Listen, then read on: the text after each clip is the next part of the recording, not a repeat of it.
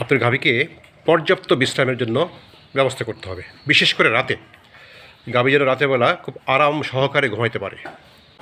বিসমিল্লাহির রহমানির রহিম। আসসালামু আলাইকুম। আপনাদের সবাইকে প্রীতি এবং শুভেচ্ছা জানিয়ে আজকে আলোচনা শুরু করছি। আজকে আমি আলোচনা করব কাউ কমফোর্ট নিয়ে।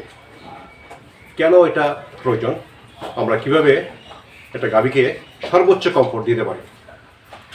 কারণ কাউ কমফোর্ট উপর নির্ভর করে আপনার গাভীর প্রোডাকশান, তার পরবর্তী গর্ভধারণ এবং পরবর্তীতে গাভীটি কতটুকু সুষ্ঠু এবং সুন্দরভাবে বাড়বে সেই বিষয়গুলি। সুতরাং আমাদেরকে প্রত্যেকটা খামারির গাভীর যেন স্বস্তিতে ভালোভাবে বিশ্রাম নিতে পারে, ঘুমাইতে পারে এবং খাওয়া দাওয়া করতে পারে, এই বিষয়গুলি আমাদেরকে সর্বোচ্চ পর্যায়ে মাথায় রাখতে হবে। আমরা গাভীর কমফোর্টের কাছে যখন আসবো তখন 5টি প্রধান বিষয় আমাদেরকে মাথায় রাখতে হবে।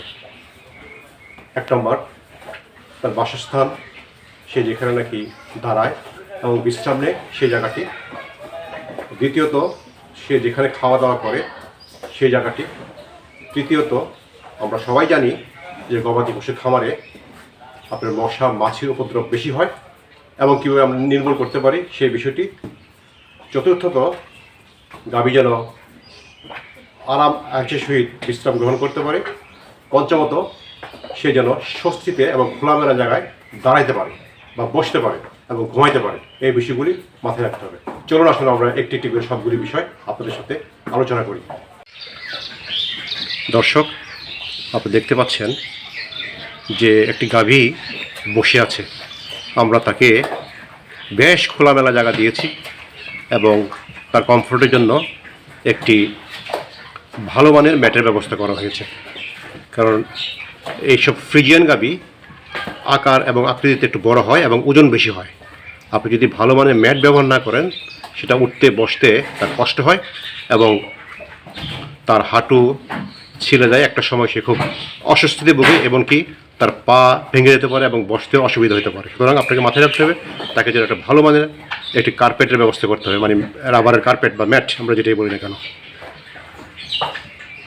এবং সে পর্যাপ্ত জায়গা যেন পায়। দুই দিকে যেন খোলামেলা, পিছনে যেন খোলামেলা থাকে তার বসার জন্য। এটা তার স্বস্তি কারণ হবে এবং স্বস্তিতে সে বসতে পারবে এবং ঘুমাইতে পারবে। আপনাকে খামারের ফ্লোরটি সবসময় পরিষ্কার পরিচ্ছন্ন রাখতে হবে এবং ধুয়ে মুছে রাখতে হবে। আপনি যদি ধুয়ে মুছে রাখেন বারবার, তাহলে এই মেঝেতে মশা মাছির উপদ্রব কম হবে এবং গাভী অথবা গবাদি পশুগুলি আরামে ঘুমাইতে পারবে। আপনার মাথায় রাখবেন যে প্রতিদিন কয়েকবার আপনাকে গোবর পরিষ্কার করতে হবে। কমপক্ষে 2 থেকে 3 বার ফ্লোরগুলিকে ধুয়ে দিতে হবে এবং কিছু ব্লিচিং পাউডার বা ফিনাইল দিয়ে মাঝে মাঝে পরিষ্কার করতে হবে। তাহলে আপনার খামারের মেঝ সবসময় পরিষ্কার থাকবে।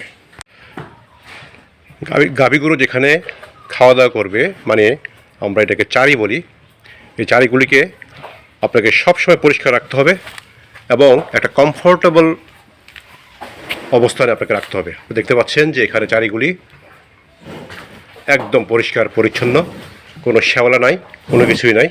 সুতরাং এই জিনিসটা আপনাকে মাথায় রাখতে হবে। এবং আরেকটা বিষয় মাথায় রাখবেন, চারি যেন খুব উঁচু না হয়। গাভী গরুগুলো যেন কমফোর্টেবলি সে তার চারি থেকে খাবার খেতে পারে এবং পানির জন্য আলাদা ব্যবস্থা করতে হবে। পানি কখনোই খাবারের যে চারি আছে এই চারিতে দেওয়া যাবে না। পানি এবং দানাদার খাবার দেওয়ার জন্য আলাদা আপনাকে ব্যবস্থা করতে হবে। আপনার গাভীকে পর্যাপ্ত বিশ্রামের জন্য ব্যবস্থা করতে হবে, বিশেষ করে রাতে। গাভী যেন রাতেরবেলা খুব আরাম সহকারে ঘুমাইতে পারে। আমাদের দেশে খামারে সাধারণত রাতের বেলা মশার উপদ্রব খুব বেশি হয়। মশার কারণে গাভীরা স্বস্তিতে ঘুমাইতে পারে না, সারা রাত ছটফট করে এবং পরবর্তীতে এটা তাদের প্রোডাকশানে এফেক্ট করে। সুতরাং আপনাকে মাথায় রাখতে হবে গাভী যেন মশা মাছি থেকে অনেকটা স্বস্তিতে থাকতে পারে। যে কাজগুলি করতে হবে, 1 নম্বর কাজ হচ্ছে আপনাকে মশা নির্মূলের জন্য সবসময় খামারের মেজ পরিষ্কার রাখতে হবে এবং জীবাণুনাশক দিতে হবে। দ্বিতীয়ত আপনাকে রাত্রেবেলা মশা নিধনের জন্য কয়েল ব্যবহার করতে হবে। কয়েলটা খুবই জরুরি। আমরা বিভিন্নভাবে অন্যভাবে চেষ্টা করেছি, বিভিন্ন ধরনের ন্যাপথলিন বা টার্পিন তেল এইসব বিষয় মিক্সড করে সলিউশন করার চেষ্টা করি, স্প্রে করার চেষ্টা করেছি। আসলে মশা পুরোপুরি নির্মূল হয় না, একমাত্র মশার কয়েলই আপনাকে নির্মূল করতে পারে। আরেকটা যেটা করতে পারেন সেটা হচ্ছে যে মাঝে মাঝে আপনার ধূপ দিয়ে সন্ধ্যার দিকে ধোঁয়া দিতে পারেন। কিছুক্ষণ এই ধোঁয়ার কারণে মশা দূরে সরে যায় এবং সারা রাত আপনাকে কয়েল জ্বালিয়ে রাখতে হবে। তাহলে গাভী গরুগুলি আরামে তার স্বাচ্ছন্দ্যে ঘুমাইতে পারবে। আর দেখতে পাচ্ছেন আমাদের ম্যাচগুলি বেশ পরিষ্কার পরিচ্ছন্ন আমরা রেখেছি এবং গাভীগুলি তার আরামে সে রেস্ট নিচ্ছে। আপনার খামারের শেডগুলি চারিদিকে খোলামেলা রাখতে হবে। মাথায় রাখবেন যে খোলামেলা শেডে প্রচুর পরিমাণে আলো বাতাস আসে এবং এই আলো বাতাসের কারণে আপনার গাভী এবং বাছুর বা বকটাগুলি স্বস্তিতে থাকতে পারবে এবং তাদের শরীরে রোগবালাই কম হবে। সুতরাং এই বিষয়টি আপনাকে মাথায় রাখতে হবে যেন আপনার শেডগুলি বেশ খোলামেলা হয়।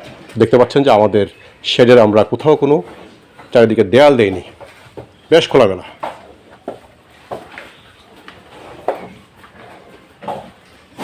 তো খামারি ভাইরা, আশা করছি যে আজকে আলোচনায় আপনাদের উপকারে লাগবে।